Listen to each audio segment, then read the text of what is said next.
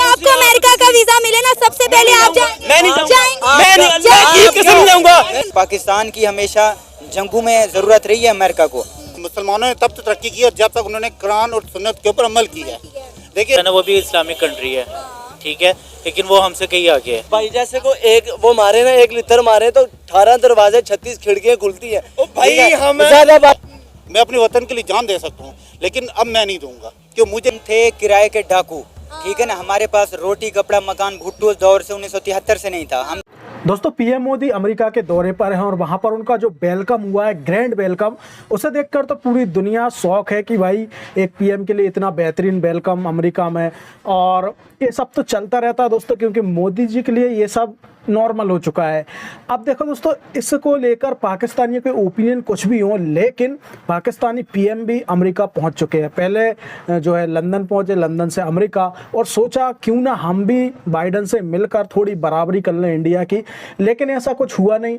Biden ने मना कर दिया कि भाई हमें मिलना ही नहीं है, शेड्यूल में मीटिंग फिक्स ही नहीं हुई, और इस तरीके से पाकिस्तान की गजब बेइज्जती हो गई। और पाकिस्तानी इस पर बहुत ज़्यादा खपा हो गए अपने पीएम से कि तुम भीख मांगने गए हो तो फिर मतलब अपने काम से काम रखो, वहाँ पर जाकर इस तरीके से बेइज्जती मत कराओ कि तुम सामने वाले से कह रहे हो हमें मिलना है और सामने वाले ने मना कर दी।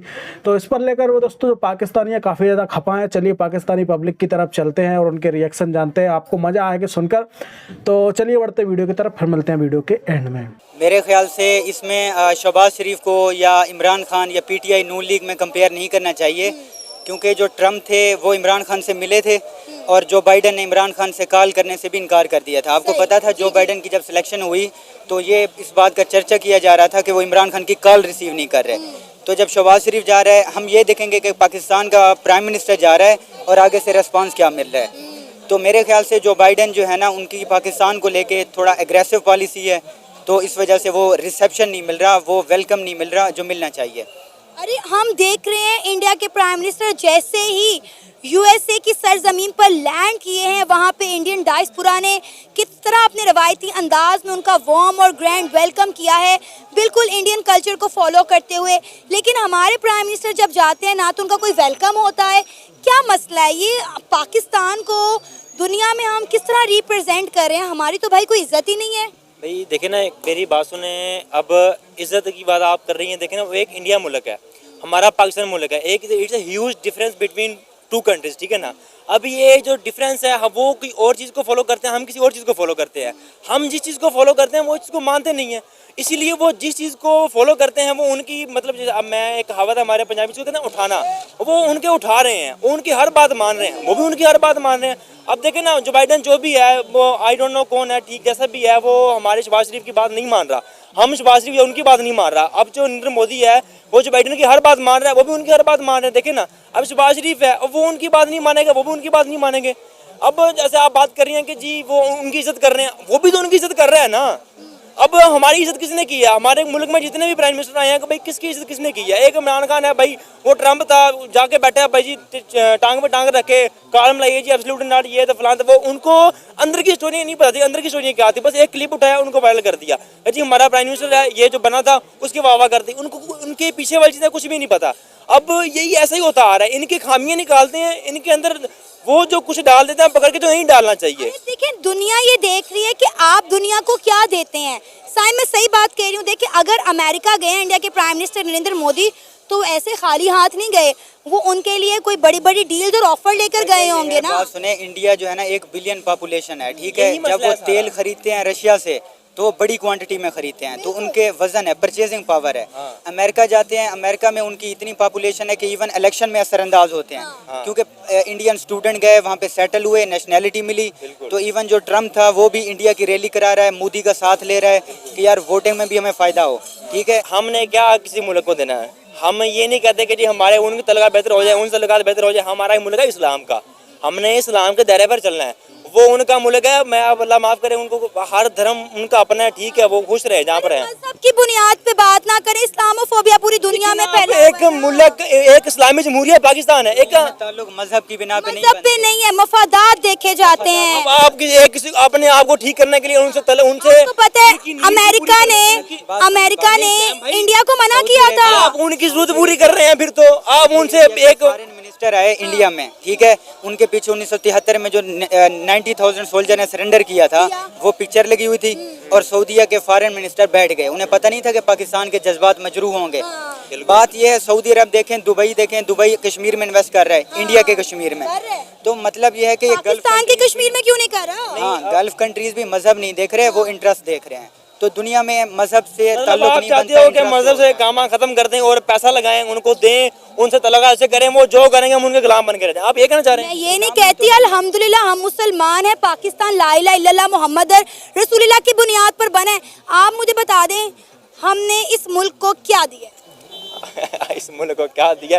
ये नहीं मेरी बात बताएं ना, बताएं। दो कौमी नजरिए की बुनियाद पे आपने ये मुल्क हासिल किया। 78 इयर्स हो गए हैं, ठीक चल लागू हो रहा है, नहीं हो रहा, लागू हो रहा है, नहीं हो रहा। किसने करना है?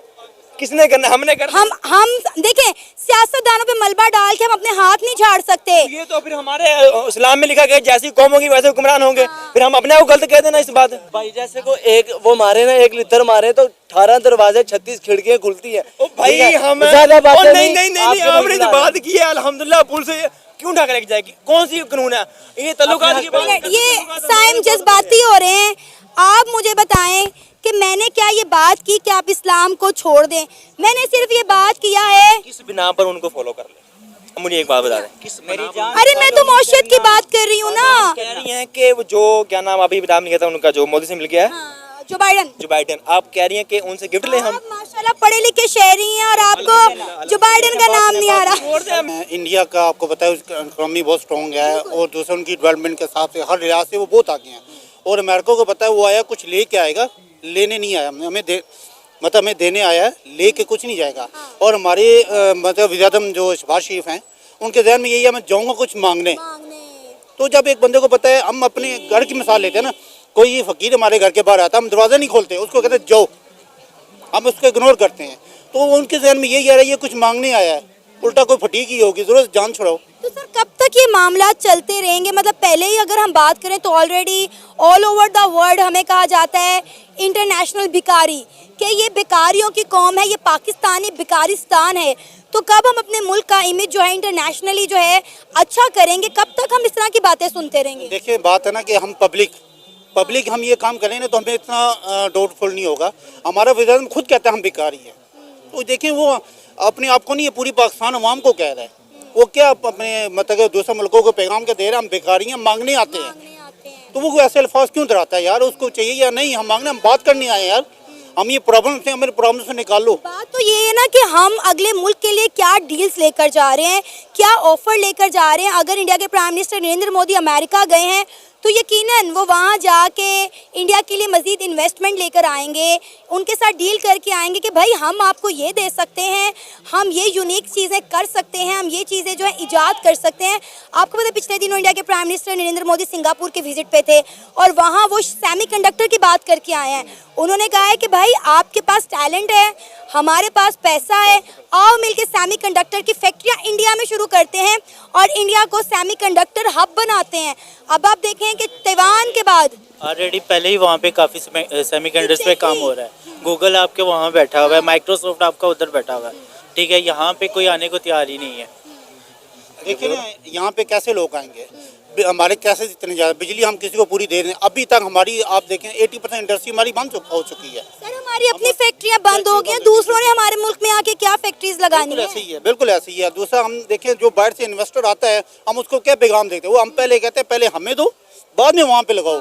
कोई बेवकूफ़ है जो उनको देगा और बाद में वहाँ पे लगाएगा। और फिर सर अगर हमारे पास कोई जवाब नहीं होता तो हम कहते हैं भाई वो तो काफिर मुल्क है इसीलिए तरक्की कर रहा है, काफिरों के साथ मिलके। हमारे पास ये पॉइंट होता है बताने के लिए। देखें हम मुसलमानों ने तब तो तरक्की की जब तक उन्होंने कुरान और सुन्नत के ऊपर अमल किया है। देखिए आज हम अपने कुरान और सुन्नत से हटे हुए हैं और वो लोग इसी कुरान से नॉलेज करके चांद तक पहुंच चुके हैं। और हमने क्या किया, हमने अपना कुरान ही छोड़ दिया ना, पढ़ने छोड़ दिया। तुर्की भी तो है ना, वो भी इस्लामिक कंट्री है, ठीक है, लेकिन वो हमसे कहीं आगे है। वही उनका जिस तरह का वहाँ का रहन सहन है या सारा कुछ है, हमारे से काफ़ी डिफरेंस है। सर बांग्लादेश हमसे आगे निकल गया, हमारे से आगे है। हम इवन क्या बांग्लादेश को कहते हैं 2% 2% ये है, अब टक्का हमसे आगे हो गया, वो हमें टक्का कह रहे हैं। सर हम अब टकेगे नहीं रहे हैं बांग्लादेश के बिल्कुल आगे। ऐसे ही है, बिल्कुल ऐसे ही है। आपको पता है पाकिस्तान में जो मौसमी बहरान आया हुआ है, इसकी वजह से कितनी हमारी फैक्ट्रीज ऐसी हैं जो पाकिस्तान से शिफ्ट होकर बांग्लादेश चलेगी। अभी बांग्लादेश में पॉलिटिकल इनकलाब आया तो वहाँ से वो दोबारा इंडिया जा रही है। मतलब आप चेक करें कि हर बंदे को अपना फ़ायदा चाह रहे हैं तो मुझे क्या रिटर्न दे रहे हैं ना। अब आप देखें वो जाते हैं इंडिया में जाके क्यों इन्वेस्ट करते हैं कि इंडिया के प्राइम मिनिस्टर नरेंद्र मोदी ने जो है फेवरेबल पॉलिसीज देते हैं, अच्छे रिटर्न्स देते हैं। हम पे तो किसी को यकीन ही नहीं है, हमें तो चोरू चक्के बेकारी दहशतगर्द आतंकवादी पता नहीं दुनिया क्या क्या कह के बुलाती है। बिल्कुल, हमने तो उनका जहन साजिश रखी हुई है ना कि हम है ही दहशतगर्द।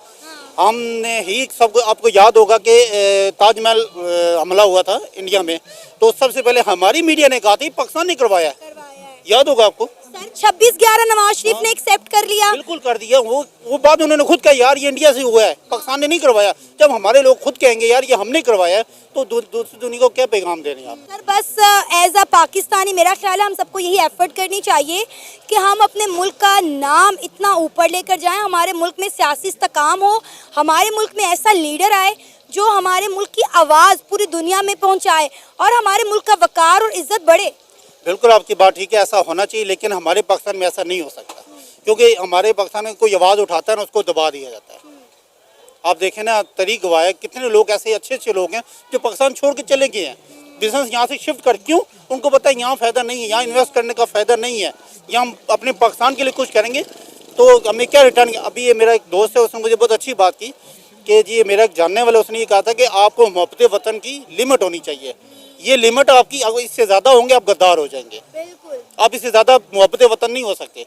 और मुझे बताएं ये कौन सा मुल्क है जो मोहब्बत वतन की लिमिट होती है? मैं अपने वतन के लिए जान दे सकता हूँ, लेकिन अब मैं नहीं दूंगा, क्योंकि मुझे इस वतन के लिए मुझे कुछ नहीं नज़र आ रहा। और मैं अभी ये चाहता हूँ कि मैं जितनी जल्दी हो ये मुल्क से चला जाऊँ, क्योंकि यहाँ पे हालात नहीं। सो गाइस, वीडियो देखकर आपको कैसा लगा? आप अपने ओपिनियन कमेंट बॉक्स में ज़रूर कमेंट करें। साथ ही साथ इस वीडियो को लाइक और चैनल को सब्सक्राइब करें ताकि हमारी रीच बढ़े और लोग भी हमारी वीडियो देखकर एंटरटेन हो। तो चलिए दोस्तों, मिलते हैं किसी और वीडियो में, तब तक के लिए जय श्री राम।